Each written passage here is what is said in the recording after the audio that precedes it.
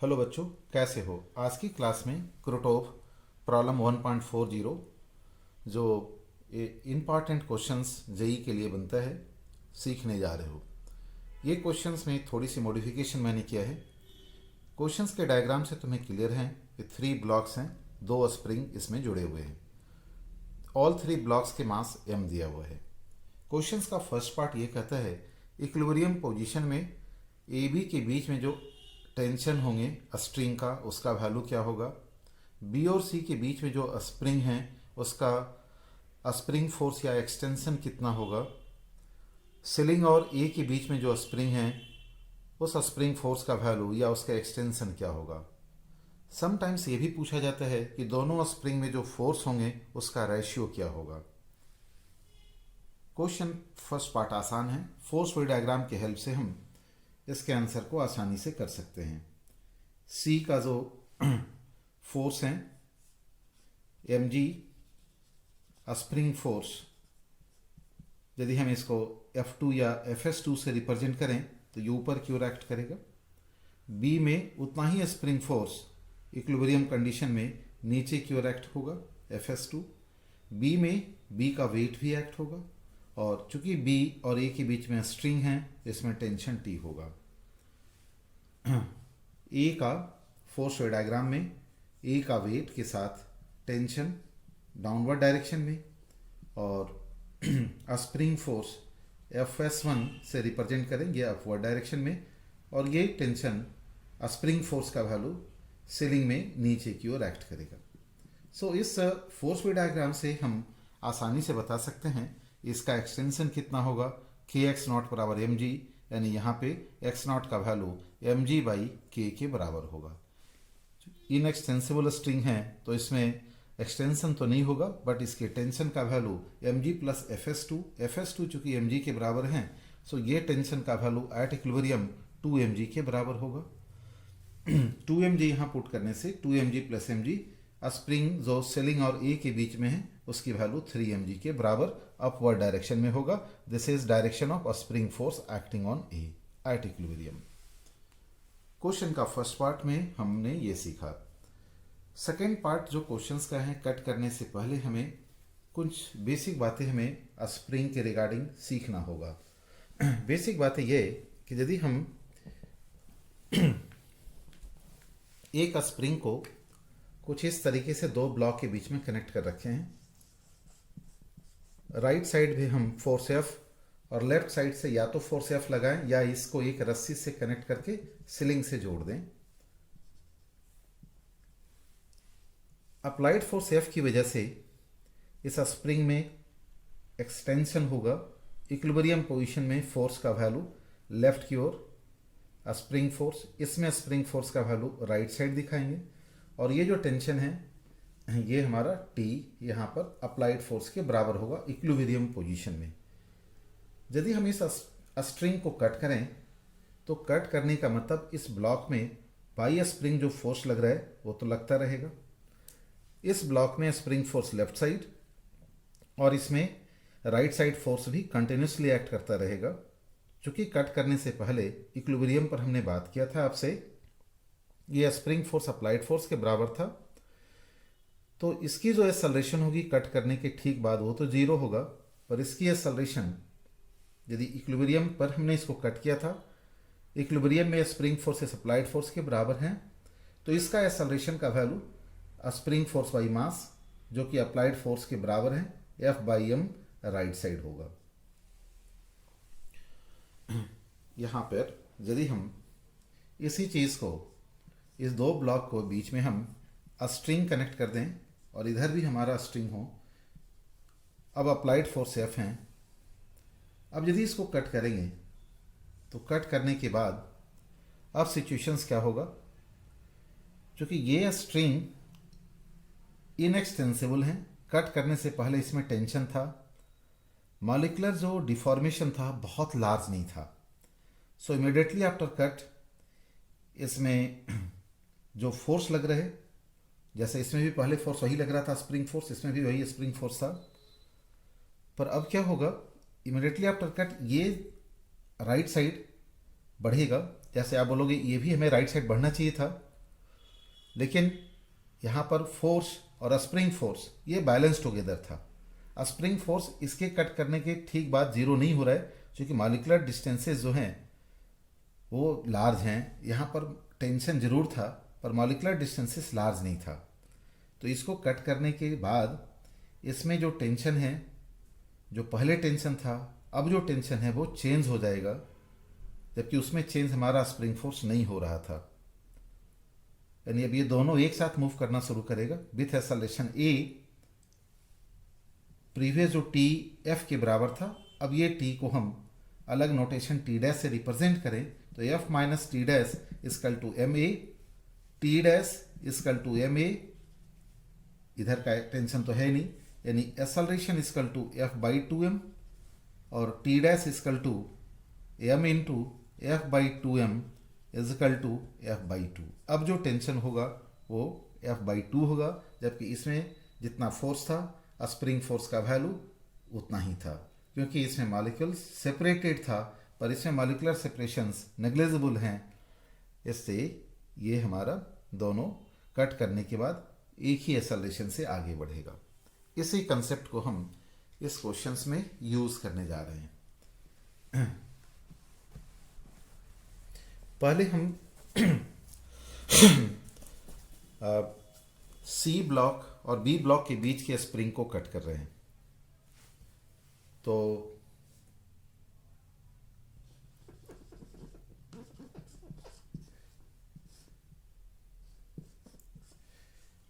यहां पर इस ब्लॉक में mg पहले नीचे लग रहा था, अभी भी नीचे एक्ट करेगा, और ये स्प्रिंग को यदि हमने कट किया तो कट का मतलब यहाँ पर हम t के वैल्यू को 0 पुट करेंगे। जिस स्प्रिंग को कट करते हैं उस स्प्रिंग का टेंशन तो 0 होगा, चाहे वो स्प्रिंग हो या हमारा स्ट्रिंग हो। पर इसका इफेक्ट क्या होगा, इसमें अब ये फोर्स नहीं होगा सी में अब सिर्फ एक फोर्स होगा। इससे सी का एक्सेलरेशन क्या आएगा, mg डिवाइड बाई m, यानी ये g, सी का एक्सेलरेशन डाउनवर्ड डायरेक्शन में g हो जाएगा। b की बात करें, b में पहले से ये फोर्स mg लग रहा था, इसमें टेंशन t था। अब ये टेंशन हमारा चेंज हो जाएगा, क्योंकि ये टेंशन जो पहले हमने 2mg लिखा था वो उस कंडीशन में था जब इसमें स्प्रिंग का फोर्स भी लग रहा था। पर अब ये स्प्रिंग का फोर्स नहीं है, सिर्फ अब mg है, ये वैल्यू t, ये वैल्यू t, और इसमें जो है हमारा t जिसका वैल्यू 3mg के बराबर था वो अभी भी रहेगा, क्योंकि स्प्रिंग के मॉलिक्यूलर डिफॉर्मेशंस लार्ज हैं, और यदि वो लार्ज हैं तो वो फोर्स तो तुरंत हमारा 0 नहीं होगा, जब तक एक्सपेंडेड होगा वो फोर्स परसेंट होगा। और ये चीज़ें यहाँ पर t ज़रूर था, पर मॉलिक्यूल्स ऐसा इतना डिफॉर्मेशन था ही नहीं जितना कि इसमें कोई डिफॉर्मेशन नहीं है जितना कि स्प्रिंग में था। क्योंकि हम स्प्रिंग के रिस्पेक्ट में ऐसे भी स्ट्रिंग को हम लोग इनएक्सटेंसिबल लेते हैं। सो इसमें टेंशन का वैल्यू जो प्रीवियसली 2mg कैलकुलेट किए थे वो नहीं होगा, यानी ये दोनों अब मूव यदि करेगा तो एक साथ सेम एक्सेलरेशन ए से ऊपर मूव करेगा। क्यों मूव करेगा, क्योंकि अब नेट डाउनवर्ड जो फोर्स हैं 2mg हैं और ये फोर्स 3mg हैं। सो ए और बी का फोर्स वाली डायग्राम बनाएं या डायरेक्टली कॉमन एक्सेलरेशन भी लिखें। ये वैल्यू हमारा 3mg ऊपर की ओर स्प्रिंग फोर्स, ब्लॉक ए का मास mg, ब्लॉक ए में टेंशन t और इसकी एक्सेलरेशन a। ब्लॉक बी का फोर्स टेंशन फोर्स और ब्लॉक बी का mg और इसकी एक्सेलरेशन ऊपर की a, क्योंकि नेट फोर्स हमें कट करने के बाद ऊपर दिख रहा है। ये जो मैंने दिखाया था ये c का एक्सेलरेशन, ये इस इक्वेशन से हमने निकाल रखा था। अब देखें इसकी इक्वेशंस क्या आएगा, ये 3mg minus mg minus t equal to m into A, यानी ये ब्लॉक ए का एक्सेलरेशन मास इंटू एक्सेलरेशन, और इसकी equation t minus mg equal to m into A. तो t और t कैंसल्ड हो जाएगा, टोटल वैल्यू कितना हमारा है, तो 3mg minus 2mg that is mg, इधर टोटल मास 2m यानी इसकी एक्सेलरेशन क्या आ जाएगी, तो ये वैल्यू आएगा हमारा g/2 और ये एक्सेलरेशन भी क्या आएगा g/2, और इसमें जो टेंशन का वैल्यू आएगा वही इस इक्वेशन से निकाल लेंगे, mg प्लस mg/2 यानी टेंशन का वैल्यू 3mg/2। इसमें g/2 से ये दोनों एक साथ ऊपर एक्सेलरेट होगा। स्प्रिंग में जितना एक्सटेंशन था, स्प्रिंग में जो फोर्स था वो वही रहेगा, उसके बाद भले चेंज हो जाए। सो क्वेश्चंस का फर्स्ट पार्ट हमने समझाया कि जब हम स्प्रिंग इन बिटवीन बी और सी कट करते हैं तो चेंजेस हमारा इस स्प्रिंग का टेंशन 0, ये हमारा दोनों साथ एक्सेलरेट होगा। स्प्रिंग में जो फोर्स हैं वो इमिडिएटली चेंज नहीं होगा और ये दोनों ऊपर की ओर एक्सेलरेट होगा g/2 से। क्वेश्चंस का सेकेंड पार्ट अब हमारा ये कहता है, इस सेम बातें हम स्प्रिंग कट करने के बजाय हम यदि स्ट्रिंग को कट कर दें, in between A and B string को कट करें। क्वेश्चंस का बी पार्ट है, ये स्प्रिंग पहले से एक्सपेंडेड था जिसकी वजह से इसमें 3mg का स्प्रिंग फोर्स था, इसकी वेट mg लग रही है। अब यहाँ पर स्ट्रिंग को कट किया तो t का वैल्यू 0, ये t का वैल्यू 0, ये ब्लॉक b है, b का वेट mg, ब्लॉक b के साथ ये स्प्रिंग जुड़ा हुआ है जो ब्लॉक c को कनेक्ट कर रखा है, c का वेट mg। तो देखो यहाँ पर ये स्प्रिंग का फोर्स ऊपर है, mg नीचे है, तो इस ब्लॉक में एक्सेलरेशन का वैल्यू 0 होगा। यदि ये स्ट्रिंग से जुड़ा होता तब जो प्रीवियस हमने बताया था वो दोनों फिर नीचे की ओर फ्री फॉल करना शुरू करता, पर ये अपने नेचुरल स्टेट में वापस नहीं लौटने की वजह से स्प्रिंग फोर्स और mg जो पहले इक्वल एंड अपोजिट था अभी भी वही रहेगा।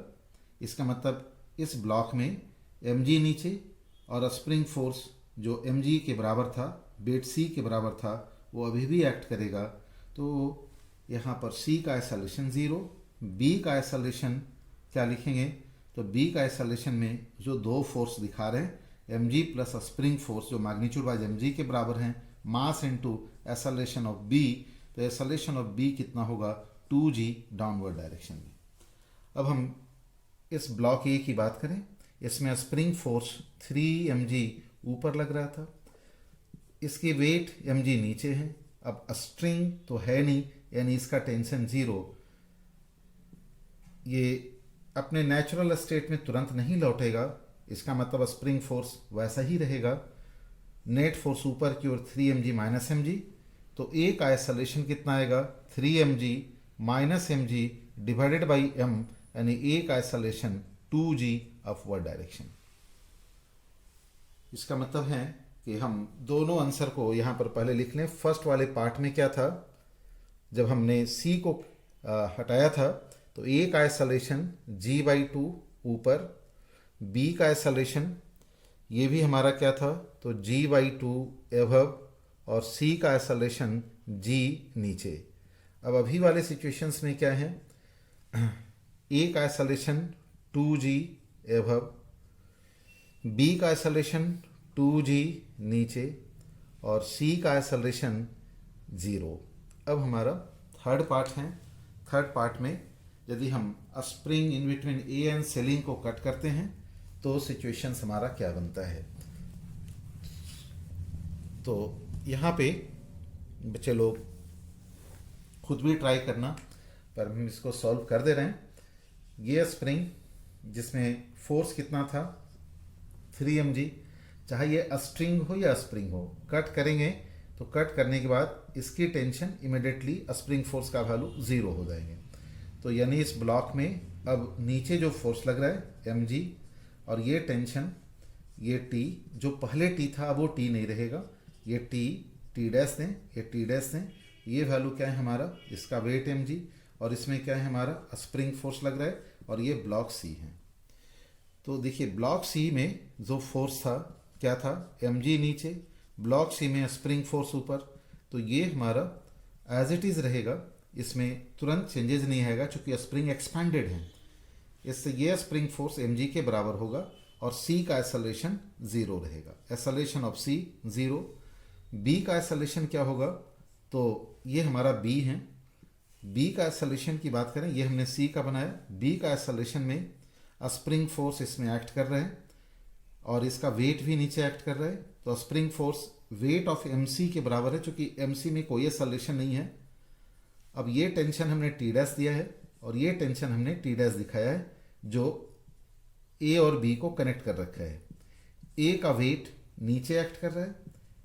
अब ये दोनों स्ट्रिंग हैं से जुड़ा हुआ, तो ये दोनों जब भी मूव करेगा तो एक साथ मूव करेगा, क्योंकि इसके मॉलिक्यूलर सेपरेशन जो है एक्सटेंशन में जरूर था, बहुत दूर नहीं था। इससे ये दोनों में मोशन यदि होगा तो एक मोशन होगा, सेम एक्सेलरेशन होगा। तो हम इसके यदि इक्वेशंस को लिखें तो क्या इक्वेशन लिखेंगे, T dash plus M G equal to M into E. फिर इसके इक्वेशंस को लिखें, two M G minus T dash equal to M into A. और इन दोनों को ऐड करने से ई का वैल्यू कितना आ रहा है, 3mg/2, यानी 3g/2 डाउनवर्ड डायरेक्शन में।